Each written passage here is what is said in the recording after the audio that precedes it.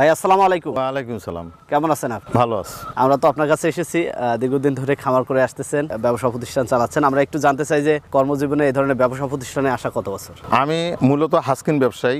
আমি 97 সালে আমি মিল চাতাল দিয়ে ব্যবসা শুরু করি। এই ব্যবসা করতে করতে মধ্যখানটা ব্যবসাটা ফলস হয়ে গেল, মানে ব্যবসা আর চলতেছে না। শুধু আমার না, গোটা বাংলাদেশে হাস্কিন মিল চলতেছে না, অটো চাল খাচ্ছে মানুষ।